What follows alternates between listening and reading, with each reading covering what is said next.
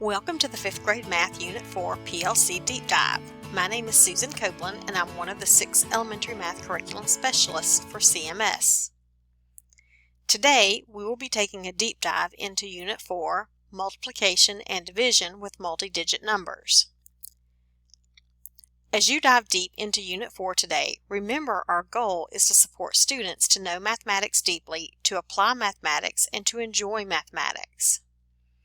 After watching this video, you will understand that 5th grade students should be fluent with the standard algorithm for multiplication, but students are not expected to use the standard algorithm for division until middle school.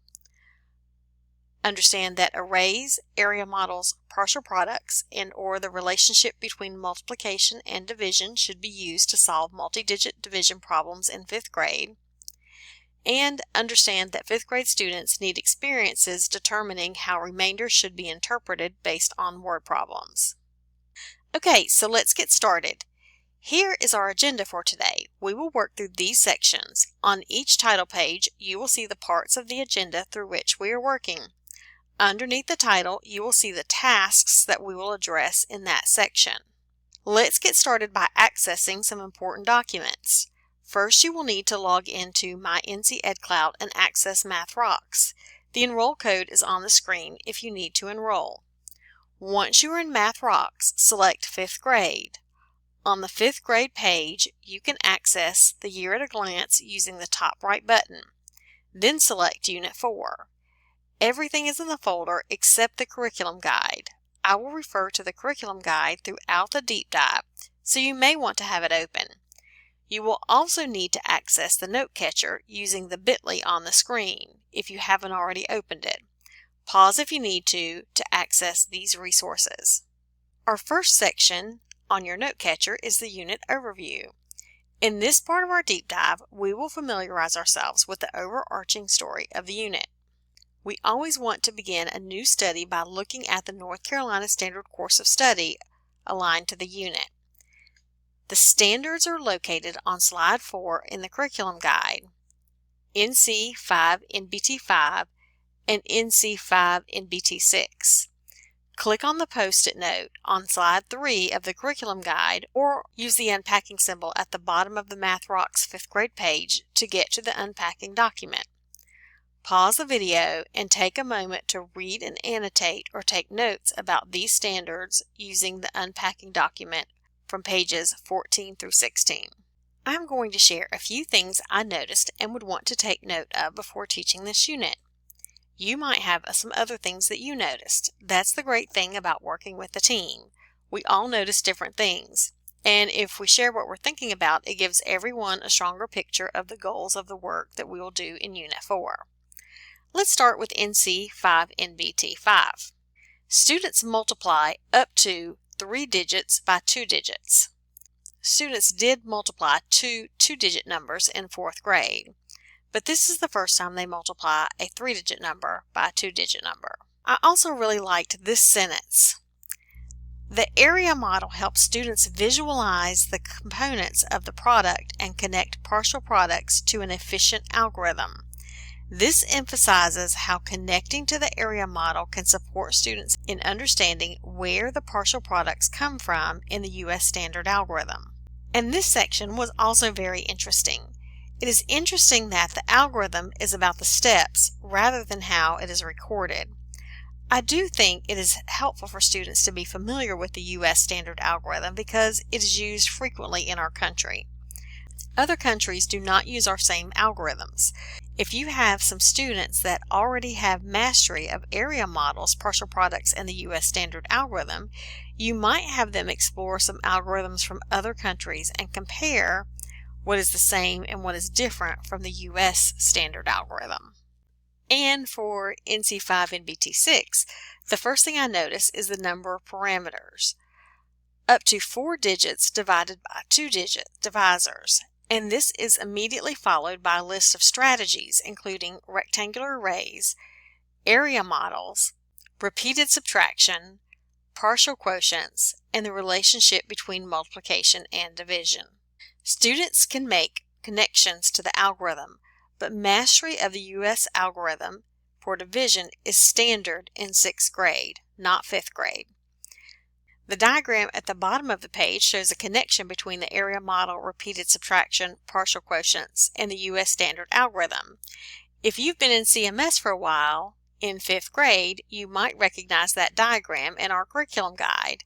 That is a diagram I created a few years ago, and fun fact, DPI borrowed the diagram for the unpacking document. The second page for NC5 NBT6 focuses on interpreting remainders. Students begin interpreting remainders in 4th grade and work continues in 5th grade. An additional CMS lesson has been added to Unit 4 that focuses on interpreting remainders. Students might adjust their answer to a division question based on the context of the problem. Students might drop the remainder or round up to the next whole number, or as we did in Unit 2, the answer might be a fraction or mixed number. Students must attend to the word problem to determine how to respond to the remainder. Let's move to summarizing the unit on your note catcher. This is located at the beginning of the lesson notes on the curriculum guide. Read the unit overview on slides 9 and 10 of your curriculum guide. When you finish, try to summarize the gist of the unit in a sentence. Then discuss with your team how the unit follows the design elements of invitation, deep study, and consolidation. Pause the video to complete the task. In this unit, students multiply multi-digit numbers using the standard algorithm and begin working toward the end-of-grade expectation for fluency. They also find whole number quotients with up to 4-digit dividends and 2-digit divisors. In Section A, students build on those strategies to make sense of the standard algorithm for multiplication. They recognize that it is also based on place value, but record the partial products in a condensed way. And in Section B, students use area models, partial products, and the relationship between multiplication and division to divide up to 4-digit numbers by a 2-digit divisor. Both Section A and Section B provide students with problems in context. Now, let's think more specifically about how standards and targets build across the sections of the unit. This unit is separated into 2 sections. Read the section overviews on slides 12 and 13 of the curriculum guide. Then look at the 8 task cards taken from the unit on slides 5 through 12. Slide each task to be below the section within which it falls. Talk in your PLC about how you decided which section each task belongs within. How does each task support the goals of the section? Pause the video now and return after completing this sort. Here are the sections with the aligned cards. Cards C, F, A, and D are cooldowns in Section A. These cards focus on multiplying multi-digit whole numbers. You may have noticed that the strategies build from area models to partial products to the standard algorithm, and then includes multi-step problems and context. H, B, E, and G are cooldowns from Section B. These cards address dividing multi-digit whole numbers by 2-digit divisors. Students build from the area models and partial products to application of division and interpreting remainders.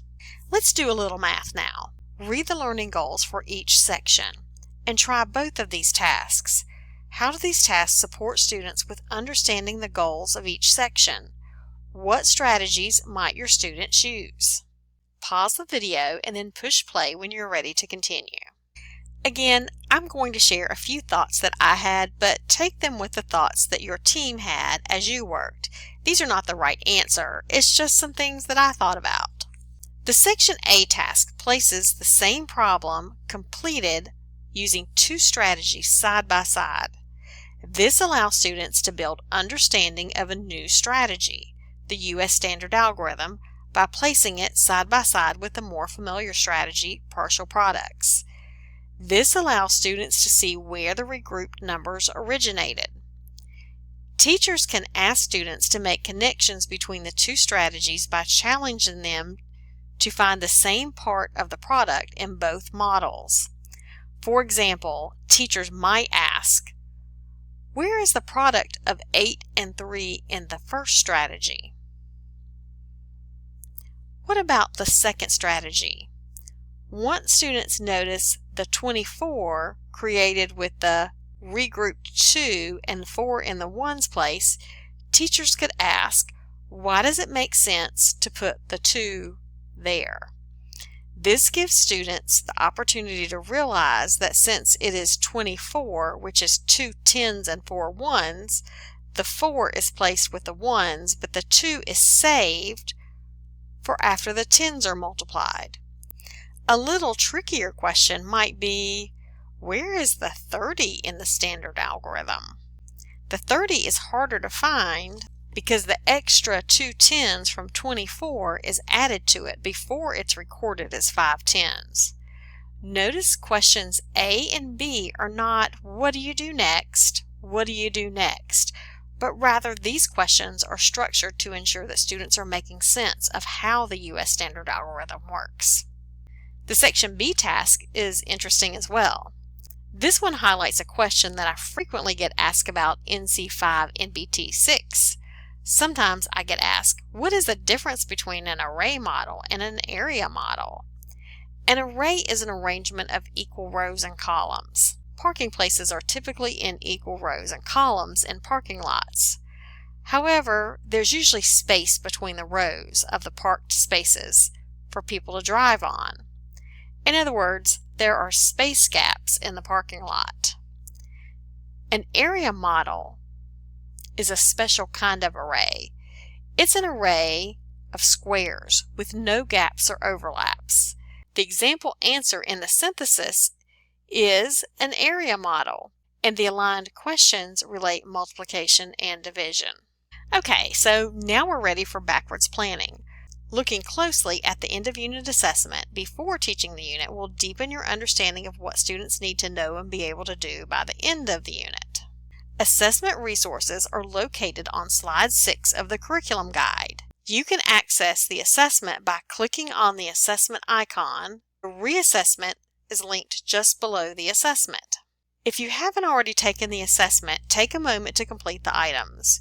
Consider to which sections your task is aligned and record the section on your note catcher. As you work, consider what misconceptions and challenges can you anticipate. When you finish, share your thoughts within your PLC. This is a great time to learn from the experience of your team. Pause the video and press play when you're ready to continue. Okay, here's a quick look at where I landed. This one was actually kind of easy because one section was focused on multiplication and the other one was on division.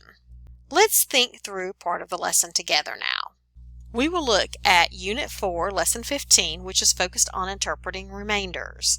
This is a CMS-created lesson. The purpose of this lesson is for students to determine a final answer by interpreting a remainder in the context of the word problem. Students must really think about the context of word problems to decide whether to drop the remainder or to keep the remainder. Students get their first experience with this idea in the warm-up. The warm-up deliberately uses easier numbers to move students' focus from division itself to thinking about how the answer could be different. What do you notice? What do you wonder? You may have noticed that the problem is the same, but all of the students are saying something different. So maybe you wondered which student is correct. What if I suggested that every single student here could be correct? Is there a question that would make each student's answer correct? Pause the video and see if you can make at least 2 or 3 answers correct. Okay, here's some examples that my students here came up with. Scott said 5. The teacher has 21 pencils. She gives each of her 4 students an equal number of pencils. How many does each student get? Anaya said 6. 21 people go out to dinner together. 4 people can ride in each car. How many cars do they need to take? Darren said 5 1/4. 21 cookies are shared by 4 children. How many cookies will each one get? Juanita said 5 or 6. A class has 21 students. The teacher puts the class into 4 equal groups. How many students will be in each group? Antoine said 5 remainder 1. His question is, what is the remainder? After the warm-up, students are given problems already in context to determine how to deal with the remainder. When we divide, we cannot really answer the question until we know how to deal with the remainder.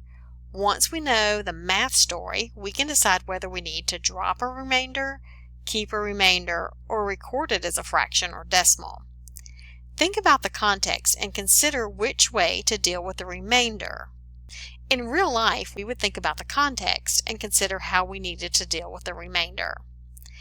In just a moment, you'll work on the tasks in Activity 1. First, give yourself 1 or 2 minutes of think time, then work on the problems with your partner. Pause the video and press play when you're ready to continue. In Part 1, Mr. Lewis scheduled 3 buses for the field trip. He wanted an equal number of students to ride each bus. So how many students will be on each bus? When he divides 136 by 3, he gets 45 remainder 1, which means that there would be 45 students on each bus. But there is a student left. We can't just leave the student at school. They would be really sad. So we're going to add the student in. So we have a total of 46 students on one bus and 45 students on the other.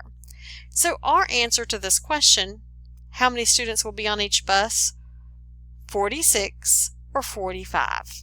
In Part 2, how we think about the remainder is a little different. The question asks how many full groups of 12 students for the tour. There would be 11 full groups of 12 students.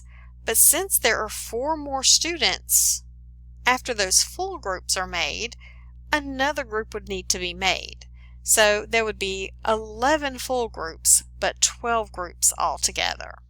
And in Part 3, when we divided 25 by 4, we got 6 equal groups and a remainder of 1. We know that there were 4 teachers. If we divide the $25 by 4 teachers, we know that each paid $6. Then that would get us to 24. Celeste is showing us 4 times 6 equals 24. But what is the remainder? There is $1 left to pay. We can't drop the remainder and not pay for the gift. That would be stealing. We can't make one teacher pay $1 more than everyone else. That just wouldn't be fair. In the first 2 parts of this problem, we couldn't make a fraction or decimal of a student.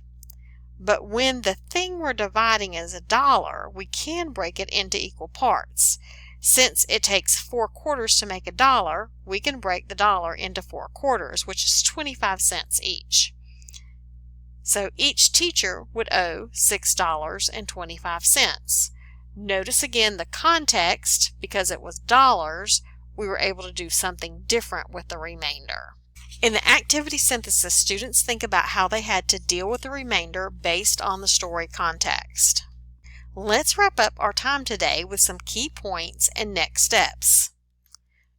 Just as a reminder, by the end of 5th grade, students should be fluent with the standard algorithm for multiplication, but students are not expected to use the standard algorithm for division until middle school. Students should use arrays, area models, partial products, and/or the relationship between multiplication and division for multi-digit division in 5th grade.